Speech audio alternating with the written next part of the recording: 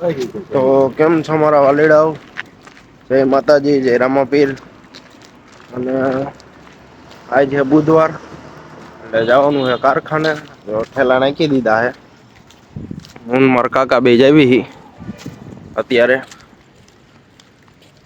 અહીંથી પેલા હે ને બસ સ્ટેન્ડ જવાનું એટલે આપણને બસ મળી જાય તરત જ.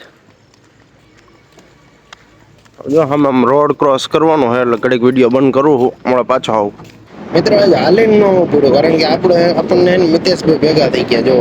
અને અત્યારે એની ગાડીમાં આપડે જાવી હી સામુંડ રોડે. બસ સ્ટેન્ડ જઈને એ ઉભી રાખશે એટલે આપડે ત્યાં ઉતરી જઈશું. બસ સ્ટેન્ડે ઉતારી દીધા એટલે હવે રજા દઈ દે મિતેશ. બરોબર બસ સ્ટેન્ડે તો પૂગી ગયા હી. પણ એને હજી અહીયા હે ને આપડી બસ આવી નથી. અમારે એવું ન હોય ફિક્સ કે આ બસ માં જવાનું જ તે જગ્યા મળે તો જવાનું નકર ગમે બીજી બસ માં વયું જવાનું. અત્યારે જો કઈ ટ્રાફિક છે નહી જાજુ. અત્યારે કઈ ટ્રાફિક નથી. ટ્રાફિક વધી જાય તો જો આ લક્ઝરી આયવી એક એમાં જવાનું થાય તો.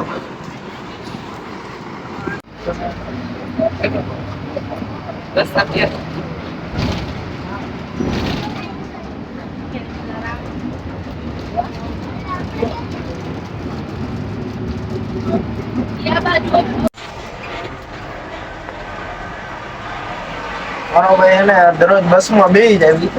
લગભગ તો સરકારી જાજો મેળ ન આવે. હા આવી બસ માં આવી જાય જો બેવું પડે.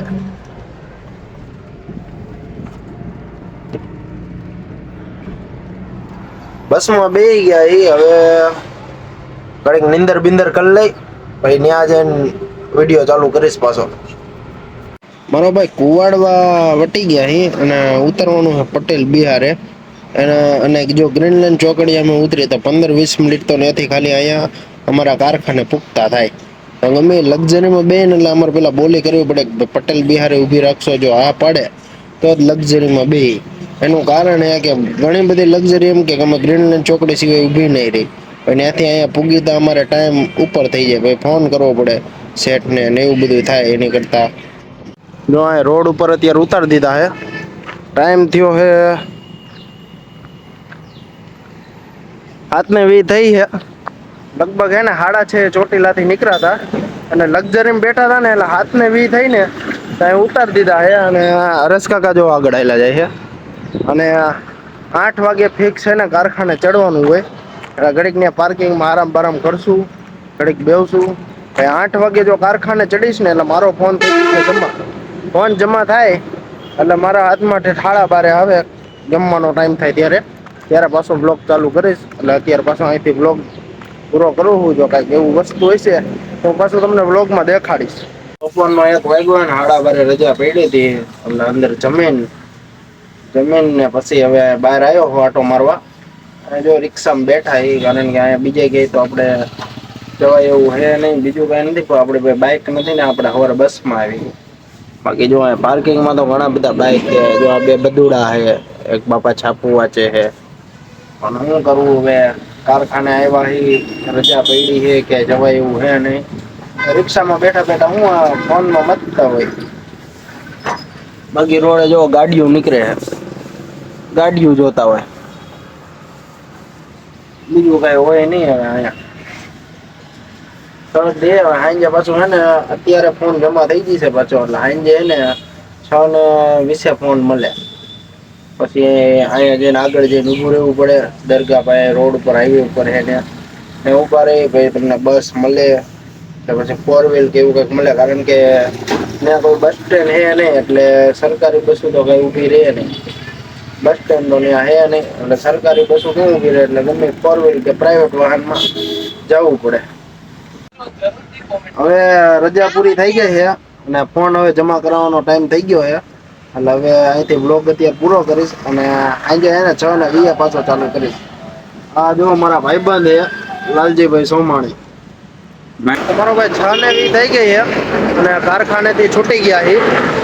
એટલે હવે હે ને ખાલી અહીંયા ગમે પ્રાઈવેટ વાહન ગોતવું પડશે અને એમાં બેસીને જવું પડશે કારણ કે હજી એક કાકા હે ને હમણાં સામેથી આવશે અને એક કાકા રહ્યા ને એમ ગ્રીનલેન્ડ ચોકડી બાજુ ગયા છે. એટલે ત્યાંથી હું હજી બસ ગોતશે જો કદાચ ત્યાં બસ હશે તો અમને ફોન કરશે બાકી અમારે જો આવી રીતના પ્રાઇવેટ વાહનમાં ગમે એમાં હે ને જવું પડશે. તો રાહ જોઈ ઘડીક બસ બસ આવે ત્યાં લગી, નકર પ્રાઇવેટ વાહનમાં જવું પડશે. પછી એક કાકા બાઈક આવે એમની રાહ જોવાની પછી જવાનું છે. જેમ કે કાકા તો આવી ગયા છે પણ બે હારે જ છૂટીએ પણ થોડોક આમ ફેરફાર 5-10 મિનિટ નો, એટલે આગળ પાછળ થઈ જાય. બસ આવી ગઈ હે અને હવે આપડે હેને આમાં ચડી જાય એમ ગા. ભાડું કોણે દીધું? બસ મળી ગઈ મારો ભાઈ. હવે એને ચોટીલા વ્યુ જવાનું હોય અત્યારે. જો અહીંયા ઉતરા તા હવારે. ચોટીલા પૂગી ગયા હી.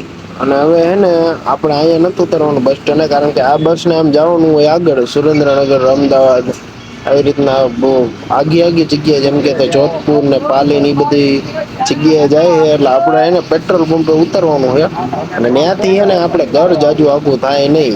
એટલે પેટ્રોલ પંપે નકર જો જામુન રોડે ઉતરી તો કોકને ફોન કરવો પડે તેડવા આવો. તો હોન્ડા ઘરે નવરું હોય તો ગમે તેડવા આવે, એટલે આપડે હેને ઠેક પેટ્રોલ પંપે ઉતરી. આ બસ માં ઉતરે ને એટલે ફાયદો આ કે આપણને અહીંયા ઉતારે ને ચામુંડવાડા થી હાલી ને કે કોકને તેડવા આવવું પડે. અમારો ભાઈ ઘરે પૂગી ગયા હી અને ટાઈમ થયો 8:06. જેમ કે વેલા હાર પૂગી જાવી દરગીમ, પણ એમાં એવું હે કે બસ હે ને થોડીક વચ્ચે બાઉન્ડ્રી પર ઉભી રહી હતી પાર્સલ ભરવા, એટલે થોડીક વાર લાગી ગઈ. બાકી તો અમે વેલા હાર પૂગી જાવી ઘરે. તો મારો બ્લોગ અહીં હું પૂરો કરું છું, અને આજનો બ્લોગ તમને કેવો લાગ્યો એ જરાક કોમેન્ટમાં જણાવજો, અને વિડીયોને લાઈક અને ચેનલને સબસ્ક્રાઈબ કરી નાખજો.